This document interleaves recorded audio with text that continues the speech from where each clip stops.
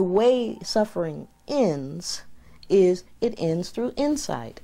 And it's the insight that comprehends exactly how it is that the self actually exists. It's the insight that shows us, that tells us directly that this self is impermanent, exists in dependence on other things, not independently and all in its own right. And so with that, having gained insight about how we ourselves exist, we can put a complete end, we can burst asunder the ignorance that was the root cause of samsara. Therefore, gaining wisdom is equivalent with gaining enlightenment. The wisdom that realizes the actual nature of how things exist is a wisdom realizing this famous principle in Buddhism, shunyata, variously translated in English, emptiness, voidness. And some people say, well, you know, seems like a despairing kind of religion, you know. Ooh, you know, pessimistic. Oh, there's nothing. Nihilistic. Oh, there's nothing. So, you know.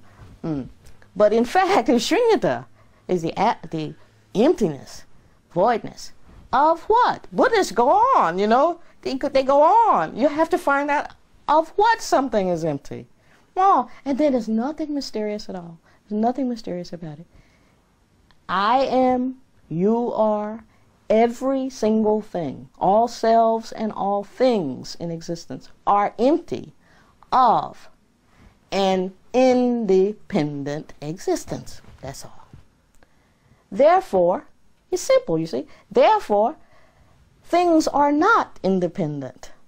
Therefore, things are dependent and interconnected. All things are connected, you know.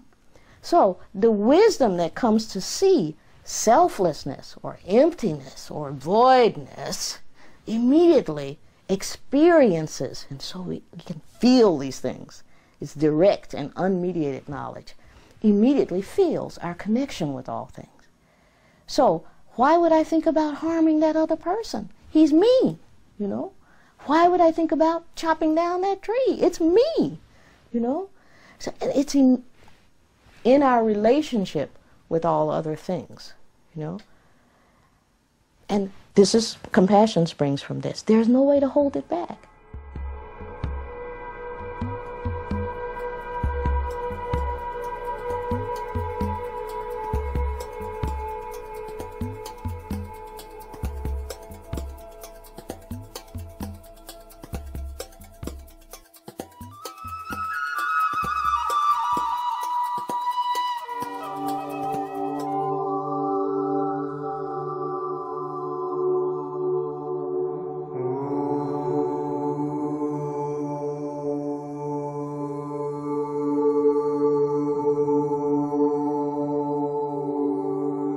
On a conceptual level, I think it's really important to explore the nature of emptiness from a logical point of view.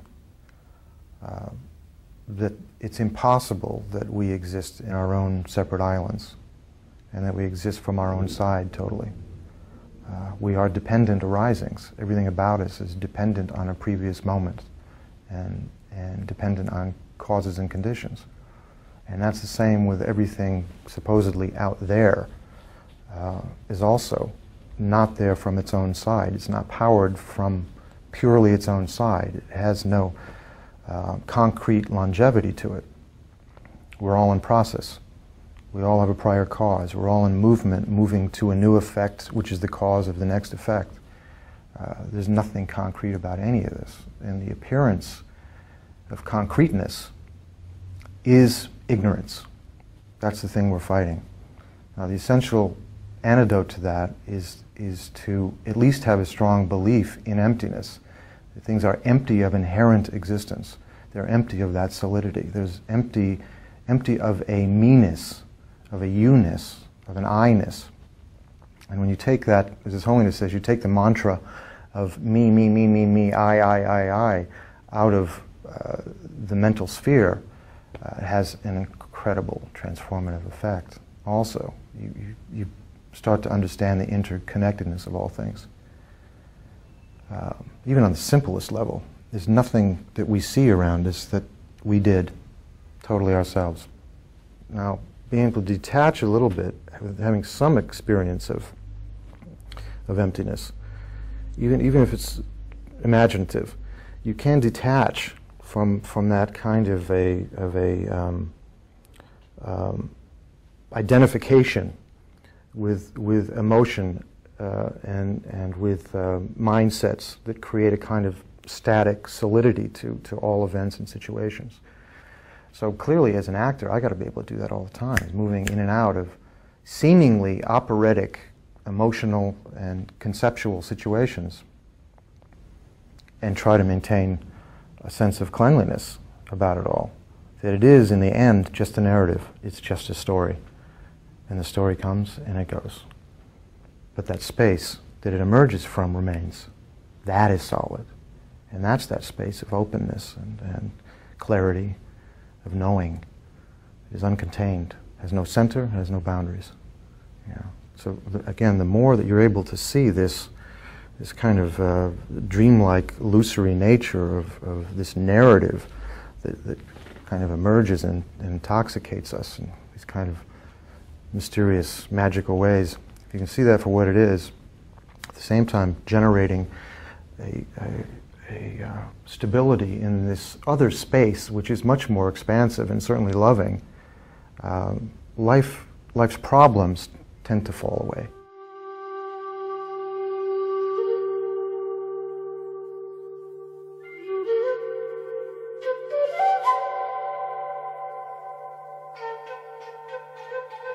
I think it helps me get less emotional about things. Not dull or indifferent, but just less attached to my feelings towards something, because how I'm seeing it is only according to my karma. And if I like it, then I can be happy with my karma.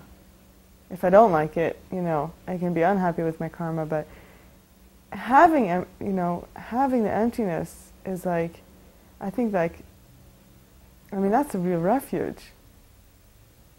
That's the liberating part. Knowing that what I see, if it's horrible and terrible, I'm having a bad time, it's okay. It's just what I'm experiencing right now. Nothing to do with reality. Nothing to do with something that is there. If I really take refuge, I think it's really taking refuge in the emptiness of myself, of everyone, and of the things I see.